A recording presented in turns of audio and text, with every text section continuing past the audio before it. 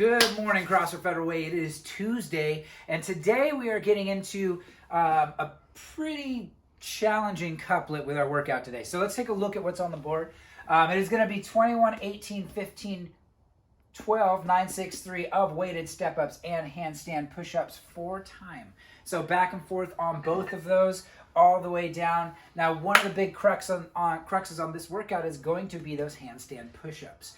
This is one of those movements where when you're dealing with fairly high volume, you're going to want to break things up earlier, or you're going to want to think about how you're going to scale those numbers so it's something attainable for you. But we will also talk about scaled options for those handstand push-ups today. So let's start with the weighted step-ups. Now, I have a box, but not all of us are going to have a box. So with this, I'm just looking for you to step up onto something. It could be a chair. It could be stairs in your house. It could be,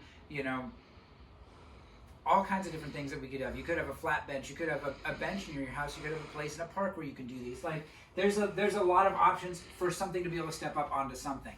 So I'm not looking for specific heights. If you have a box, I would just do 20 inches across the board for guys and gals, because they don't have to be that high of a step up. But in our case today, just find something to step onto and have some sort of external load. So in my case, I have a 50-pound dumbbell, but you could use a med ball, you could use a kettlebell, you could use a plate, you can use a barbell on your shoulders if you really want to.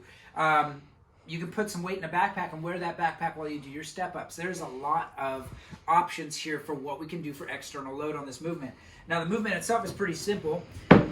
As long as I can hold my weight wherever I want to, it can be in either hand. In my case, if I was using a 50-pound dumbbell, I'm going to put it up on my shoulders, just across my shoulders, because it's a much more comfortable place for this thing to sit while I do my step-ups. And then the standard on the step-ups is pretty straightforward. I'm going to come up and stand all the way up at the top. I need to make sure I squeeze my butt at the top so my hips are open. And if I really want to balance this out, I'm going to switch my leading leg every single rep. So the reps counted when both feet touch the top of the box and you're standing all the way up. So that is our weighted step-ups. Good job for that. All right, now handstand push-ups. If I don't have handstand push-ups, what I can do is, if I have some dumbbells or something else like that I can do strict press overhead, that's a great option. The other option, if I don't have handstand push-ups or if I don't have a place to do them, is to do piked push-ups. So hands are just about shoulder width apart, maybe a little bit wider. I'm going to send my hips up. It's going to look a lot like I'm getting ready to do a bear crawl. And from here, I'm going to bring my head down towards where my fingertips are and then back up to full extension. So I'm trying to emulate that sense of inversion on my push-ups. Those will be easier, but depending on where we're at athletically, that might be much more approachable. Now, if I'm doing a real handstand push-up, these can be strict, they can be kipping, it doesn't matter as long as your head touches the ground and you hit full extension at the top.